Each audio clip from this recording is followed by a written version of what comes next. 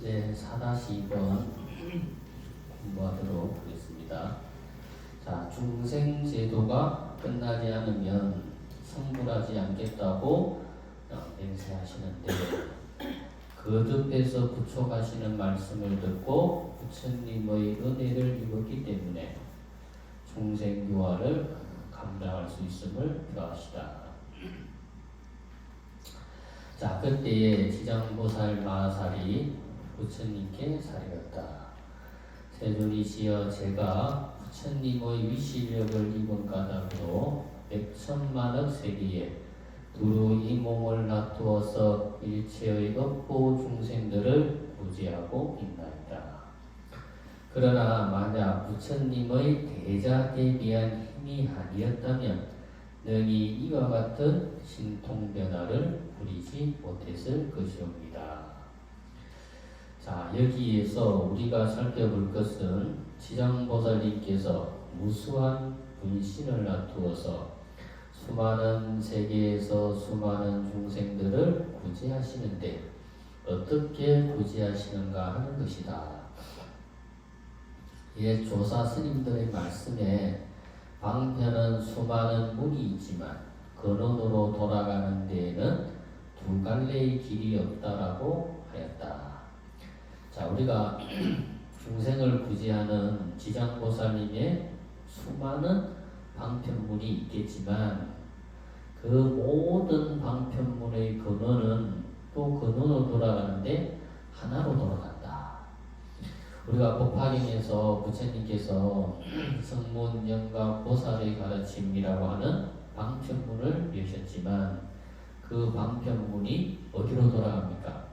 일불성으로 돌아가듯이 또 지장보살님께서 수많은 중생들을 구제하는 수많은 방편문을 가지고 있다 하더라도 그 근원은 어디로 돌아간다?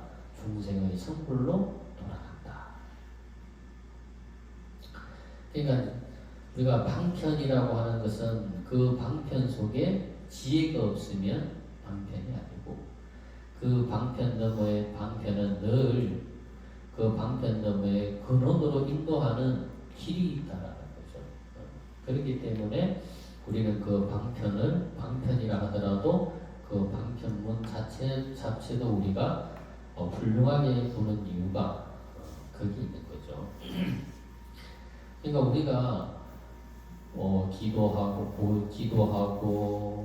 공부하고 또 우리가 봉사하고 흙바라밀 중에 보시를 하고 부처님의 가르침이 해탈법인 계율을 배우고 그리고 늘 이 사바세계는 참고 인욕하는 데서 그 결실을 맺기 때문에 늘 인욕하고 그리고 늘 끊임없는 정진과 또 늘 선정을 닦고 지혜를 닦는 이유가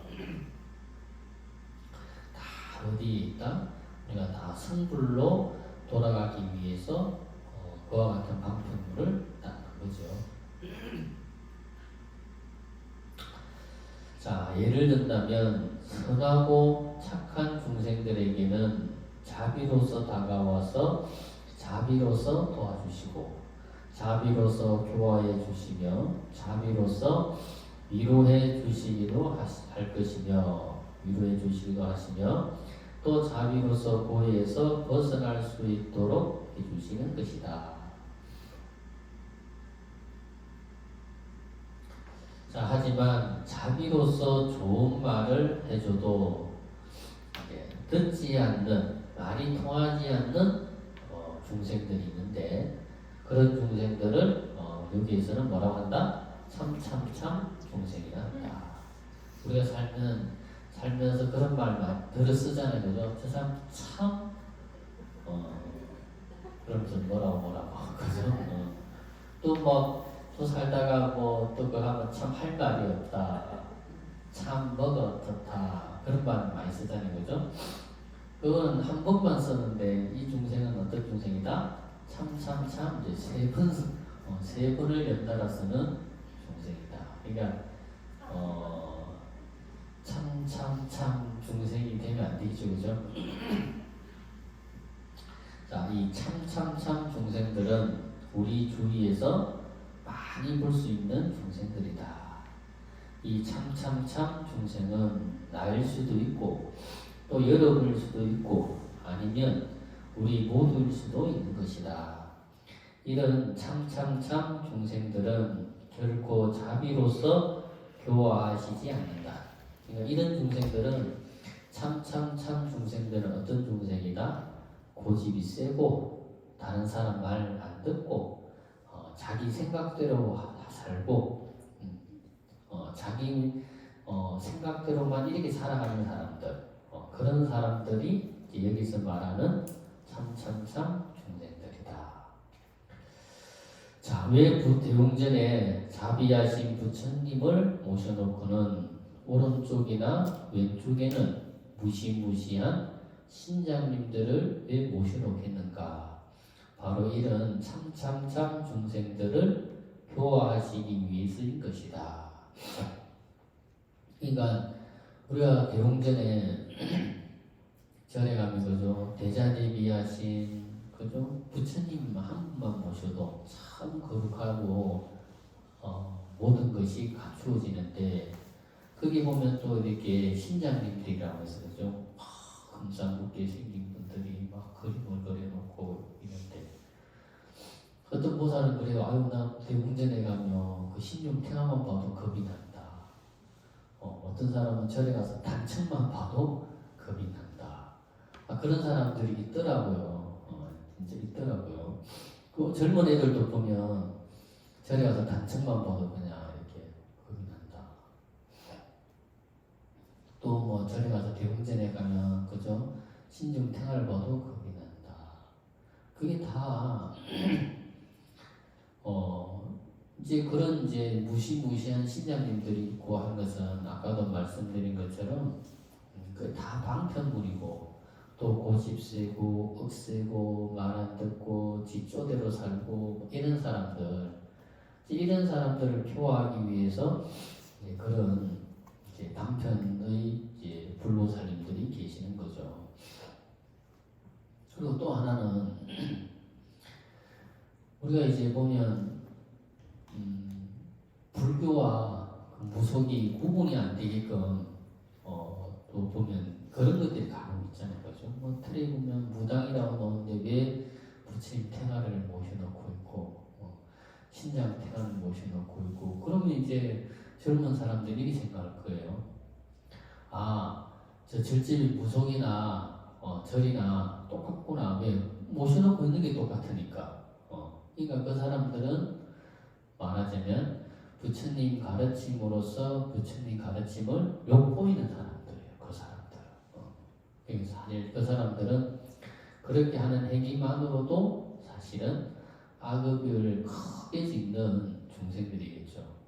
뭐 말이 조금 벗어났지만 그래서 대웅전에 이렇게 무시무시한 이런 이제 불로살림을 조성해 모시는 거는 아까도 말씀드린 것처럼 그런 이제 고집세고 억세고 말 안 듣고 자기 쪼대로 살고 그 또 꾀쟁이로 살고 이런 사람들을 보호하기 위해서 이제 그런 분들이 계신다 생각하시면 돼요.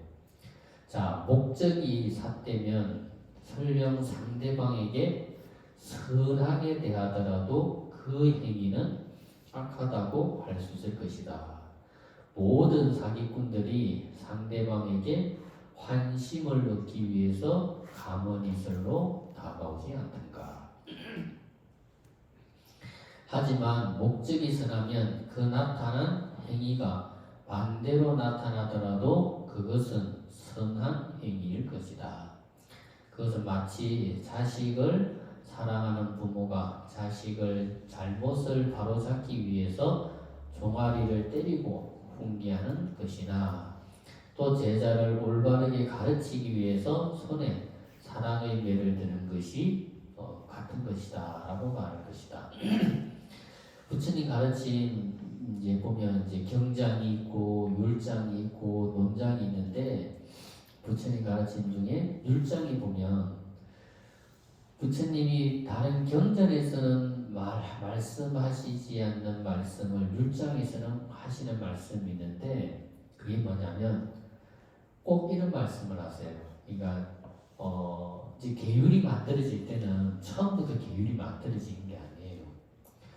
어떤 스님들이 한 행위가 사회적으로 문제가 되고 사회적인 비난을 받거나 도덕적인 비난을 받거나 또 왕이나 국왕이나 이런 사람들이 부처님께 건의를 드려서 이제 계율이 제정되는 경우들이 간혹 있거든요.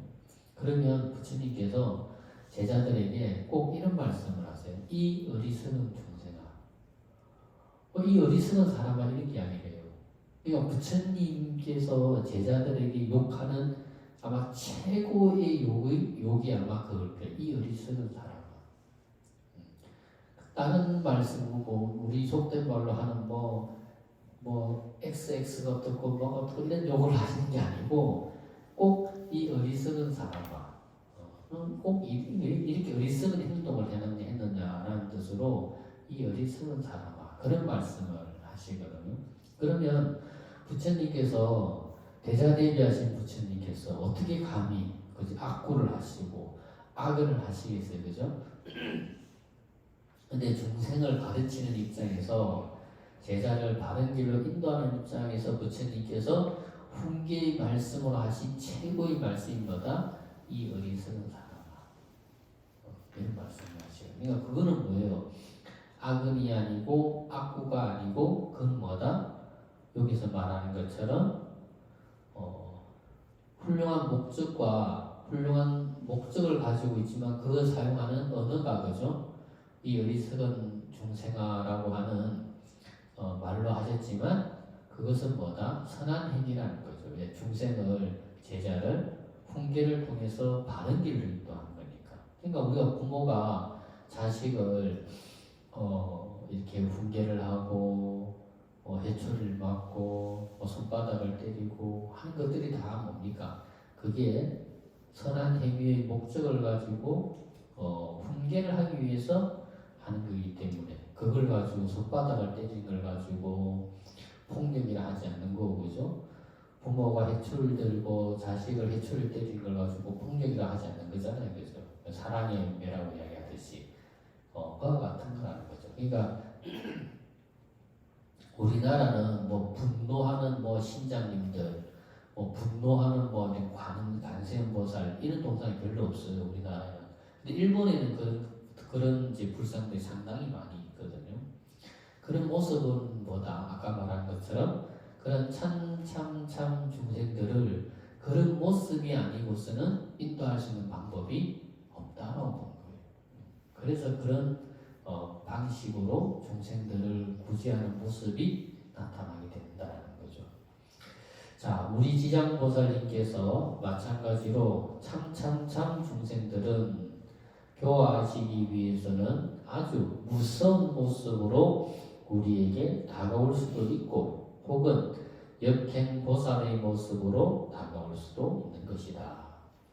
역행보살이란 탐진치 삼독심에 찌든 놀부의 모습이나 서양의 스크루지 같은 모습으로 나타나시기도 한다. 이것은 우리를 해치기 위해서도 아니고 우리를 잘못된 길로 접어들게 하기 위해서도 아니다. 단지 어리석은 마음을 빨리 깨우쳐서 올바른 길로 나아가게 하기 위해서라는 사실을 명심해야 한다. 그러니까 역행보살이라고 하는 것은 우리가 인간의 삶의 모습, 인간의 윤리도덕을 따르고 우리가 이제 기본적인 상식적인 말과 상식적인 행동을 하는 것은 그건 순행이에요, 순행. 근데 우리가 비상식적인 말과 비상식적인 행동과 언어를 하는 모습을 가지고 우리 그 역행이다 이렇게 이야기를 하는데 간혹 불보살님들이 그런 역행보살의 모습으로 우리들에게 와서 가르침을 주는 경우도 간혹 있다는 거지. 근데 그거는 불보살님들이니까 가능한 거고 우리 같은 일반 범부 중생이 그런 탐진치 삼독으로서 역행보살의 모습을 보인다라는 것은 그것은 지옥에 떨어질 일이다.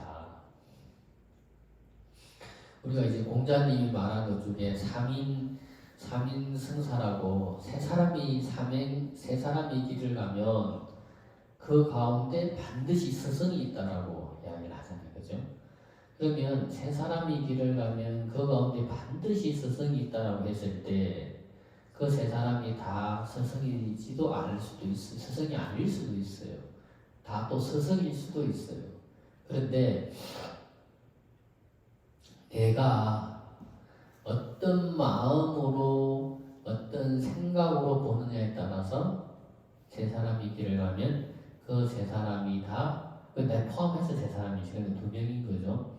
두 명이 정말 나에게 더할 나위 없는 스승이 될 수도 있고, 또 내 마음이 어떤 상태냐에 따라서는 그 두 사람이 나에게 정말 안 좋은 것을 가르쳐주는 역행의 스승이 될 수도 있다는 거예요.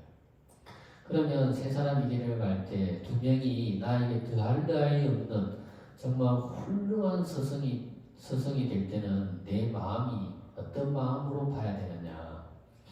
만약에 두 사람이 한 사람이 정말 내가 못하는 것, 내가 할 수 없는 말, 내가 정말 살면서도 안 하는 말을 하고 내가 살면서 배워야 될 말을 하고 행동을 할 때 그것을 보고 나도 저 사람처럼 해야 되겠다. 나도 저 사람처럼 해야 되겠다. 나도 저 사람처럼 이럴 때는 참 저런 말을 하고 저럴 때는 저렇게 내가 해야 되겠다. 이런 마음을 가지면 그 사람은 나한테 더할 나위 없는 스승이에요.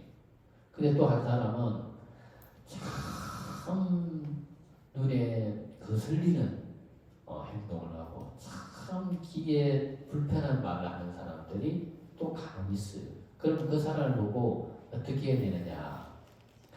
우리말에 욕하면서 배운다고. 욕을 하면 안 돼요. 뒤에서 흉을 보고 욕을 하면 안 돼요. 어떻게 해야 되느냐. 나는 저 사람처럼 안 해야지. 나는 저 사람처럼은 안 해야지. 그러면 그 참 불편한 모습을 눈에 보게 하고 귀에 듣기 불편한 말을 한 그 사람도 나에게 더할 나위 없는 정말 소중한 스승이 되는 거예요. 왜? 내가 그것을 통해서 그런 역행의 모습을 배우지 않으니까. 그러니까 더할 나위 없는 훌륭한 스승이 되는 거예요. 근데 욕을 하면 안 된다라고 하는 것은 우리말에도 욕하면서 배운다고.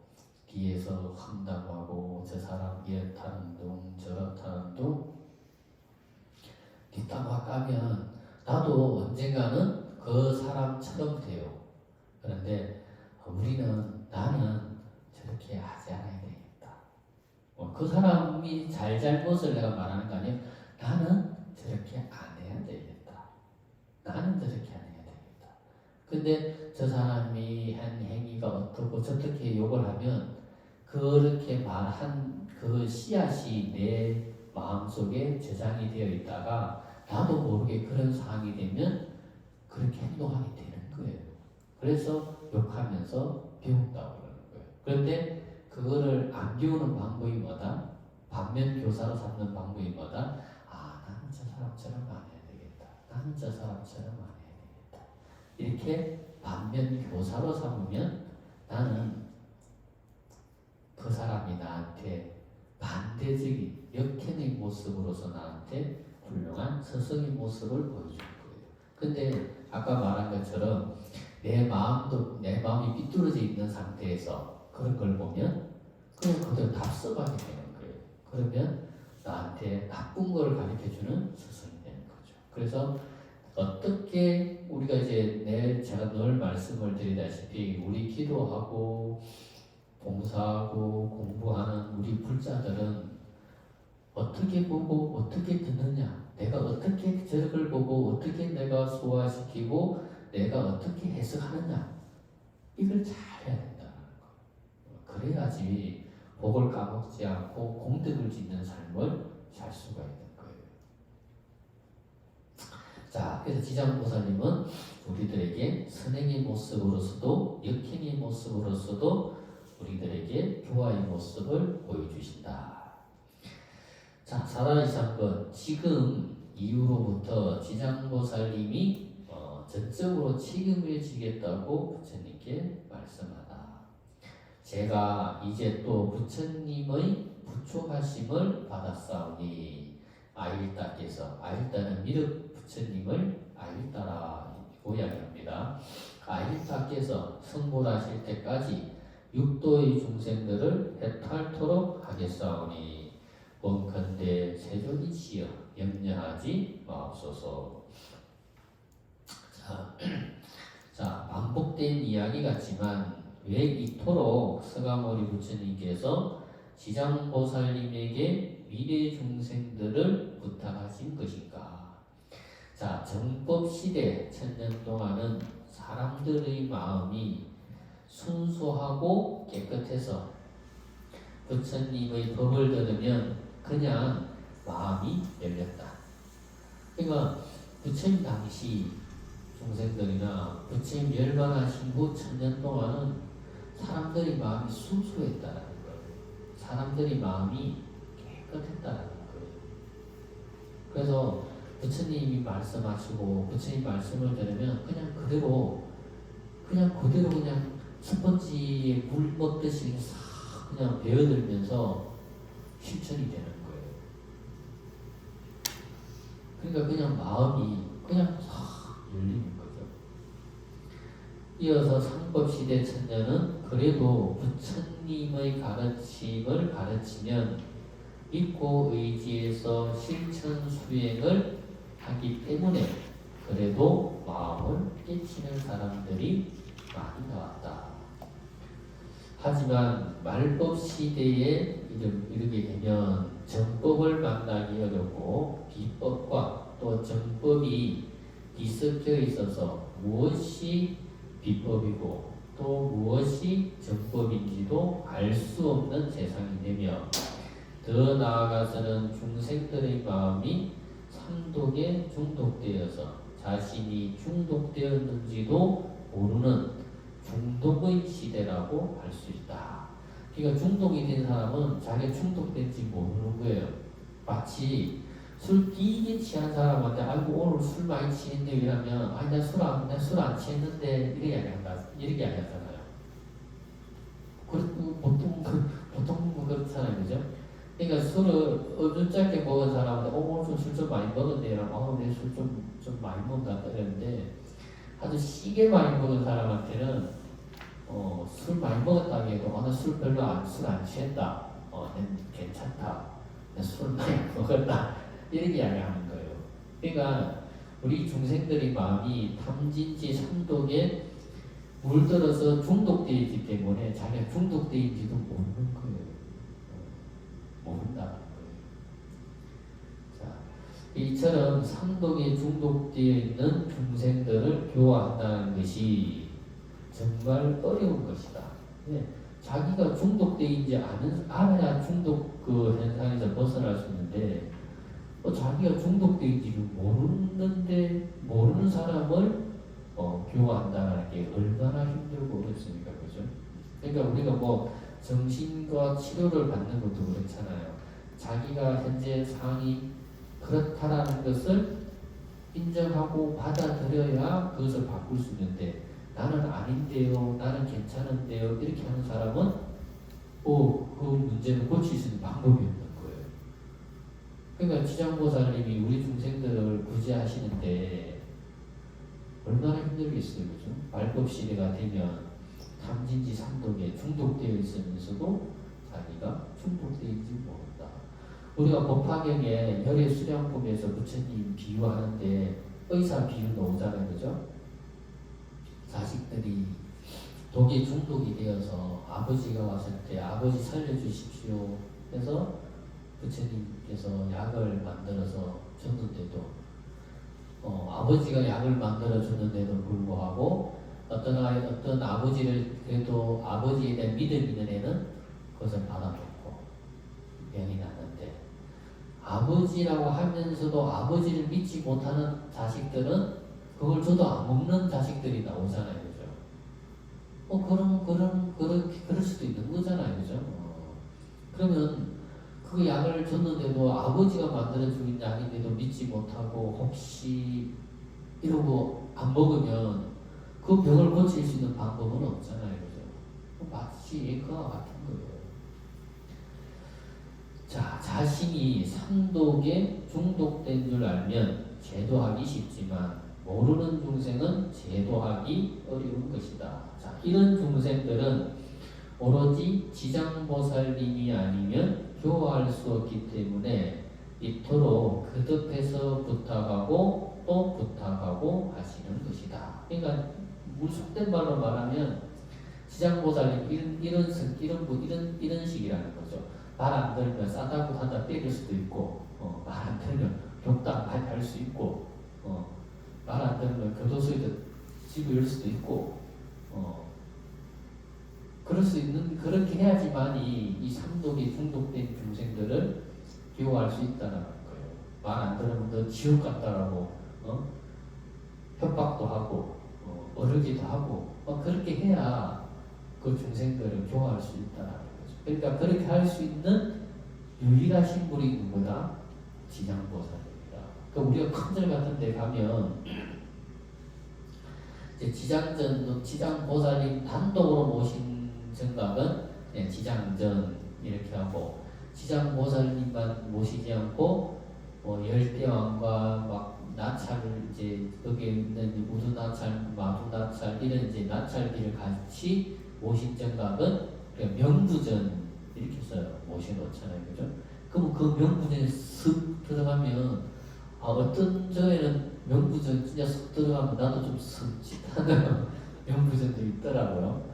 명부전이 그 좀 뭡니까 좀 남향에 밝은 데가 아니고 좀 북향인 데다가 좀 어두침침한 데다가 또 거기에 명부전에 있는 명부 이제 열대왕은 그래도 이렇게 색칠을 해도 아주 잘 해놔서 괜찮은데 그 옆에 이렇게 꼭 쓸고 이런 분들 또 색칠이 벗겨져 가지고 시커멓게 이렇게 쏙 들어가면 아유 좀 그런 명부전도 간혹 있더라고요. 그러니까 그런 명부전에 모셔져 있는 분들이 왜 그렇게 모셔놨겠어요? 그런 모습을 놨겠어요?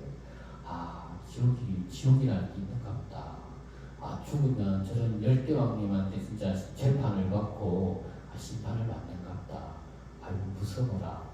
꼭 좀 그런 마음이 있으면 사람이 좀 말도 좀 조심하고 또 살면서 우리가 행동도 좀 조심하고 또 선업을 짓고 그래야 할 거 아닙니까? 그죠? 그러니까 그런 모습들이 말하자면 시각적인 교육을 위해서 그런 모습들이 있는 거고 또 어느 절에 가면 명부전 벽화에 보면 온 그 사방 주위에 그냥 갈산지옥, 도산지옥, 발설지옥, 지옥 그림만 또 두드러빽빽하게 또 그려놓은 명부전 정각도 있더라고요. 다음에 우리 또 승리순례 갈 때 되면 또 그런 절도 가서 한번 또 보면 참 좋을 것 같아요. 그러니까 그런 것들을 이렇게 해놓은 게 뭡니까? 다 그게 시각적으로 중생들에게 어떤 메시지를 전달하는 거예요. 메시지를. 우리가 뭐 우리가 불자든 비불자든 다 우리 대한민국 사람들 다 이건 알아요. 천당이 있고 지옥이 있는 건 다 알아. 그 불자도 천국이 천당이 있고 지옥이 있는 건 다 알잖아요. 그 이웃 종교도 뭐 하도 그 사람들이 하도 뭐 불신지옥 뭐 예수 천당 하도 해서 뭐 그 사람들 더 잘 알고 그죠? 그럼 우리가 대한민국 사람들은 다 뭘 알아요? 천당이 있고 지옥이 있는 건 다 알아. 그죠? 그러면 천당은 좋고 지옥은 무서운 건 다 알아. 기본적으로 알아야 되죠. 근데 저래 툭 갔더만 말로만 듣던 그 지옥의 그림들이 쏙 이렇게 있으면 사람 마음이 어떻겠어요? 아이고 진짜 지옥이 있는가 보다. 아이고 진짜 말 조심히 하고 저 행동도 조심하고 좀 좋은 일 하고 살아야 되겠다. 그런 마음이 그래 들잖아요, 그죠? 그게 이제 일종의 이제 그게 역행의 모습으로서 우리들에게 뭔가 메시지를 전달해 주는 거예요. 그러니까 우리가 뭐 공덕을 짓는 그림, 오시하는 그림, 봉사하는 그림 이런 그림들은 그냥 봐도 그냥 어때 사람들이 그냥 뻘로 보잖아. 그냥 눈에 한번 쑥 지나가는데 그런 그림들은 한번 쭉 보고 나면은 뭔가 내 마음속에 메시지가 좀 오래 가잖아요. 그러니까 그런 역행의 모습들이 나타나는 이유가 그 있는 거예요. 그러니까 참 중생들을 교화하는 방편으로서 그런 것들이 있다라는 거죠.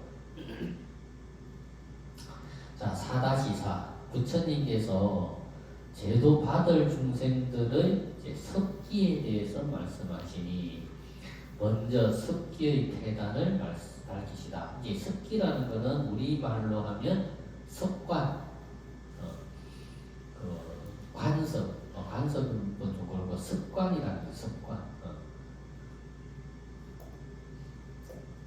자, 이때에 부처님께서 지장보살에게 말씀하셨다. 일체 중생들 가운데 아직 해탈하지 못한 자들은 성품이 아직 결정되지 못해서 악습으로는 악업을 맺고, 자, 악한 습관을 익히면 자동적으로 악업의 인연을 맺기가 쉬워진다는 거지. 자, 술 먹는 습관이 이게 자기도 모르고 술 먹는 습관이 익숙하게 익혀져 있으면 그 사람이 이어지는 생활 습관이 나쁜 쪽인 안 좋은 생활 습관들만 이어지게 되잖아요. 그렇잖아요, 그죠? 술 먹는 것에 익숙해지면 사람이 나태해지고 게을러지고 사람이 또 폭력적으로 변하고, 그죠? 남의 말을 안 들으려고 하고 뭐 자꾸 이렇게 자기 혼자 은폐하는 삶을 살게 되고 다른 사람들과 융화되지도 못하고 늘 다른 사람한테 피만 끼치고 그렇게 삶이 연결이 되는 거예요. 그러면 또 그렇게 살면 또 그런 사람들하고만 또 계속 또 친해지네. 또 희한하게. 그죠? 그러면 그런 사람들하고 자꾸 친해지면 또 그런 사람들 중에서 또 나쁜 습관과 나쁜 행동이 익숙한 사람들이 많거든. 그러면 그런 사람들도 익숙해지고 연결되고 인연이 되고 이러면 어떻게 됩니까? 자동적으로 악한 행위, 악업만 짓게 된다라는 거죠. 또 좋은 습으로는 성과를 맺기도 하나니. 그러니까 좋은 습관을 익히면 그런 안 좋은 습관을 가진 사람을 멀리하게 되고 좋은 습관을 가진 사람을 가까이 하게 되고, 그래서 좋은 사람, 착한 사람들과 자꾸 인연이 맺어지게 되면은 뭡니까? 좋은 행위를 하게 되고 그 결과로 좋은 성과가 맺기로 한다는 거죠.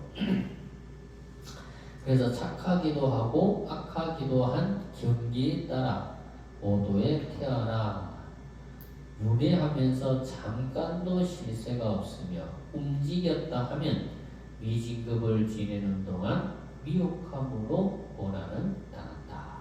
그러니까 우리 중생들은 생각하고 말하고 행동하는 것이 다 뭐하다? 미혹, 어리석다라는 거예요.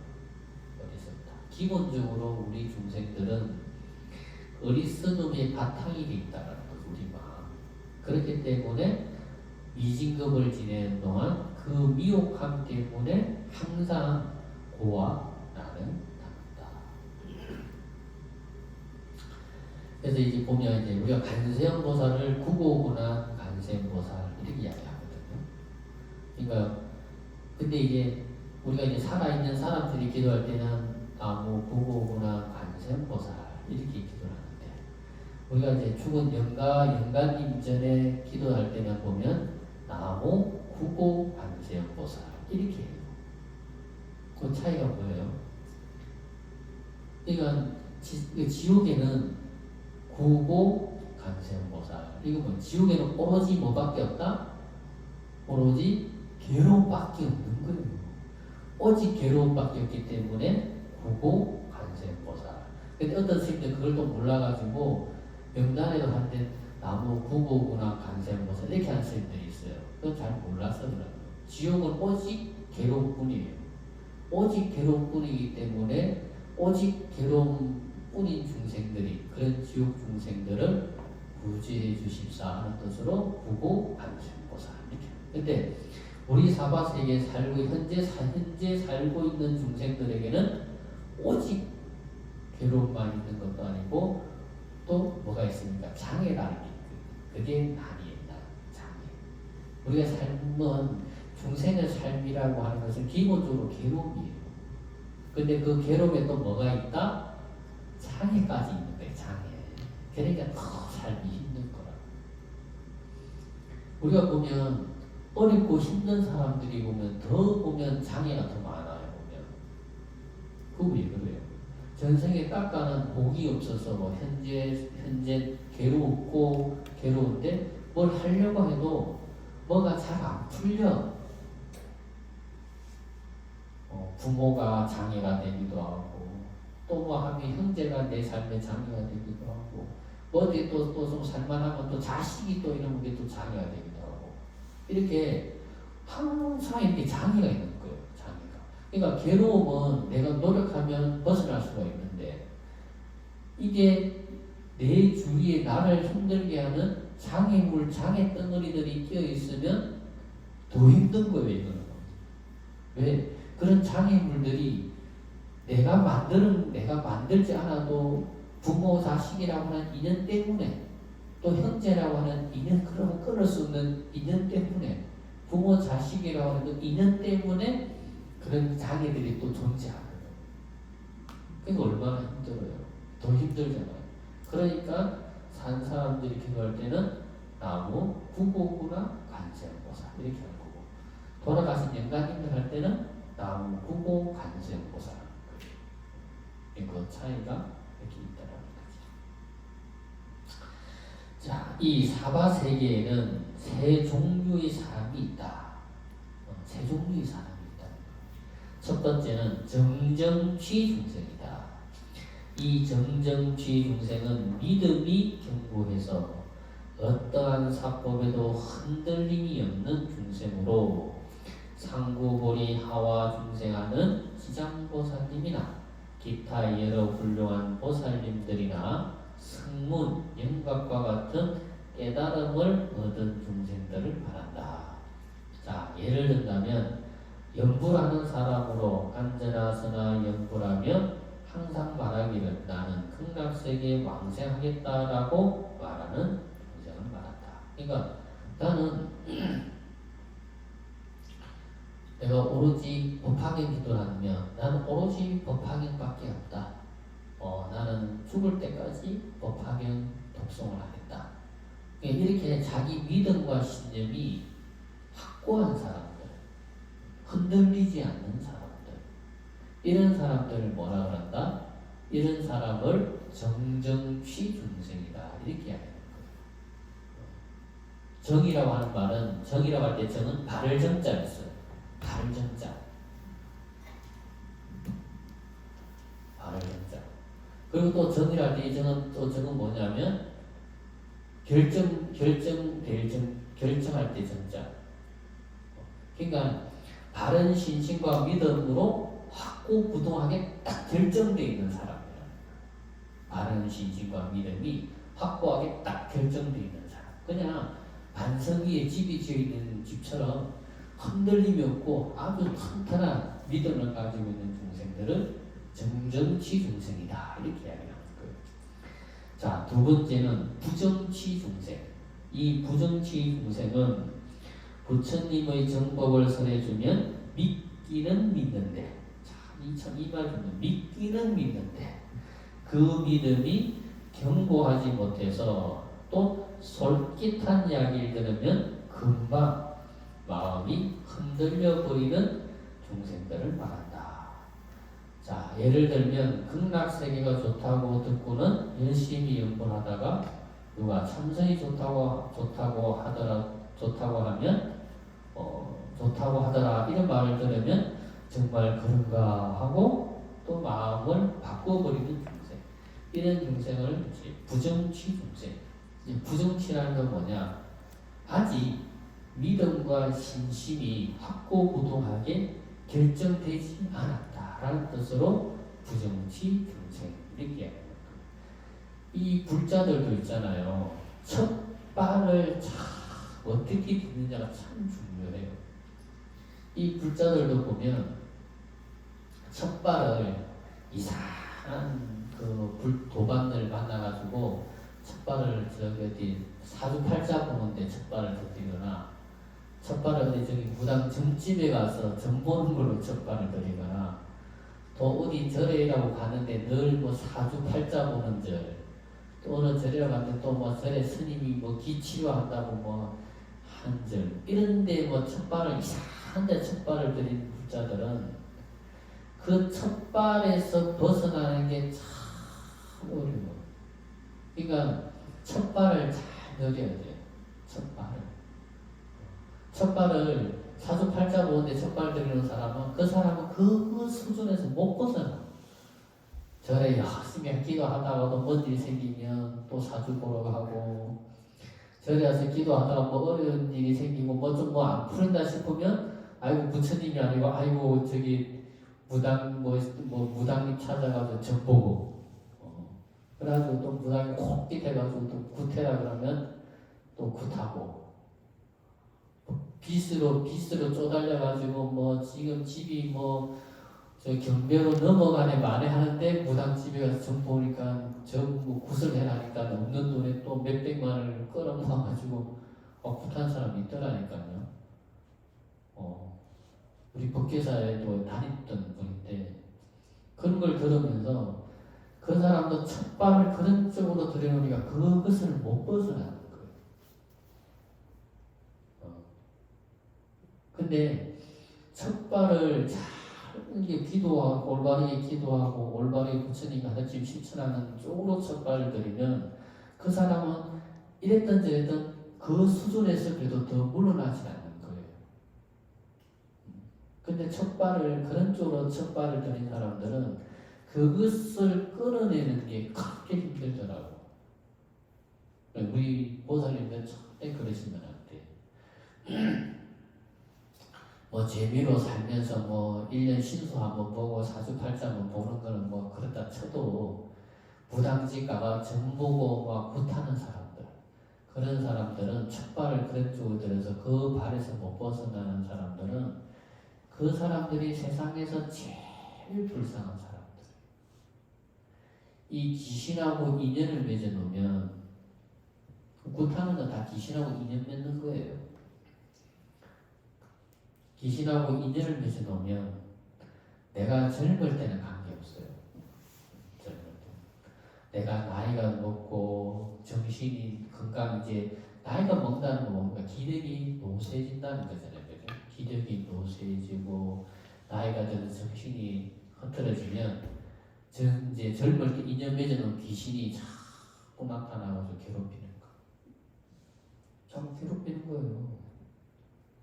심지어는 그 귀신이 친척의 모습으로 나타나서 그 사람을 데리고 가기도 해요. 지장경에 놓는다니까. 그 귀신들이 친척의 모습으로 나타나가지고 가자고 데리고 간다니까. 그 간혹 보면 사람들 보면 무당 쿠튼 많이 하고 있는 사람들이 나이 먹고 이 기력이 노쇠하고 나이 먹으면 자꾸 친척이 누가 와서 자꾸 나보고 가자고 남편이 와서 가자 그런다고 누가 와서 가자 그런다고 자꾸 그래요. 그거 왜 그런지 알아요? 그런 사람은 젊을 때 다 뭐 무당한테 점 보고 굿하고 그래서 귀신하고 인연 맺었던 사람들이 나이 들면 그런다니까. 그러니까 올바른 불자는 절대 점 보러 다니고 굿하고 그러면 절대 하면 안 돼. 사주팔자도 사실은 봐봐야 아무 소용없어요. 사주팔자 보는 사람들 봐봐.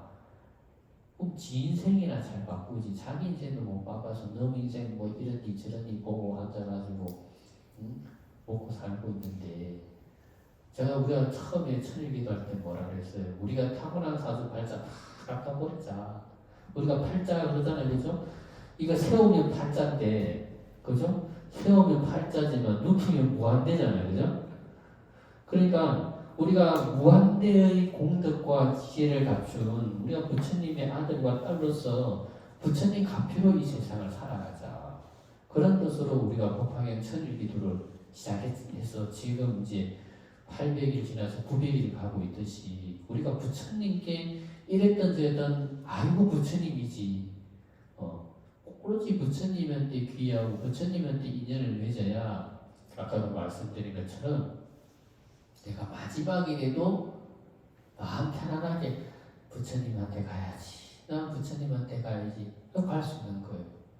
그렇지 않으면 나이 들어서 그 귀신이 친척의 모습으로 와가지고 데리고 간다니까 남편 모습이든 뭐 자기 아버지 모습이든 누구 모습이든 모습을 변해서 데려간다니까. 그건 내 말이 아니고 우리 다음에 뒤에 가면 지장경 뒤에 가면 그런 이야기가 나와요 실제로. 그래서 귀신하고 인연 맺지 말라고.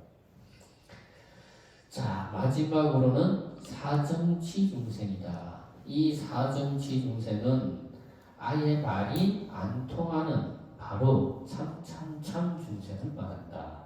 자 예를 들면 아예 정법이라고는 들으려고 하지 않는 중생을 말한다.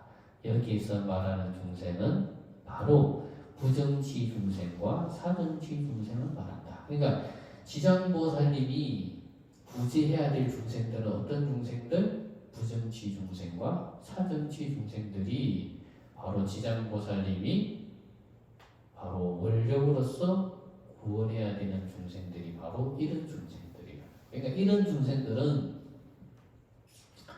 지장보살님 같은 그런 끈기 있고 아주 끈기 있는 원력과 그리고 지장보살님 같은 담 없는 원력과 또 지장보살님 같은 정말 오로지 중생만을 생각하면서 중생의 그 괴로움을 중생들의 괴로움을 건져주고자 하는 그런 원력이 있는 지장보살님이 아니면 이런 부정치 중생, 사정치 중생은 정말 머리 아픈 중생들이거든.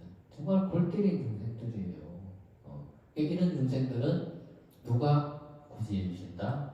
말법 세상에 지장보살님이 구제해 주신다. 이런 중생들은 바로 구제해 주는 게 아니고 한번 지옥에 한번 빠뜨렸다가 근데 지옥에서 한번 좀 된맛을 봐야 좀 구원해 주도 말을 잘 듣지. 안 그래요? 그렇잖아요. 좀 된맛을 좀 한번 보고 그러고 난 다음에 지장보살님이 구원해 주시는 거예요. 그러니까 지옥을 한번 가야 돼. 안 가면 정신 못 차린다니까. 그죠? 그래서 지장보살님은 이런 부정치 중생과 사정치 중생을 말법 시대에 서가모니 부처님으로부터 부촉받으셨다. 그래서 우리도 결정된 믿음과 결정된 신심과 결정된 원력과 또 결정된 그런 실천력이 없으면 우리도 이런 부정치 중생과 사정치 중생이 얼마든지 될 수 있는 거예요. 그래서 불자들은 늘 끊임없이 기도하고 늘 끊임없이 공부하고 늘 끊임없이 우리가 기도하고 공부하고 배우고 안 것을 늘 일상생활에서 실천해야 되는 거예요. 부처님 전에 와서는 정말 목숨 다 바쳐서 공부 기도하고 정말 내 목숨을 다 바치듯이 기도해야 되는 거예요. 우리 지신기명내 그러잖아요. 그래서 내 목숨 다 바치듯이 기도해야 돼요. 지장 그리고 부처님들의 보시할 때는 내 전재산을 다 바치듯이 내가 보시하게 해야 되는 거고, 내가 부처님들에서 봉사할 때는 정말 내 몸이 다 부서지고 내 몸이 다 녹아내듯이 내가 봉사해야지만이 그 가피가 큰 거예요. 크고 그 공력이 큰 거예요. 그냥 우리가 지신기명내라고 하는 것은 아니거든요. 그래서 우리가 열심히 기도하고 공부하고 수행하고 봉사하고 결정된 믿음과 신심과 원력으로서 우리가 살아가는 정정치 중생이 되어서 다른 부정치 중생과 사정치 중생들이 좀 더 바른 길로 갈 수 있도록 우리가 지장보살님이 좀 수고를 들 수 있도록 우리가 함께 실천해야 되지 않을까 싶습니다. 오늘 공부는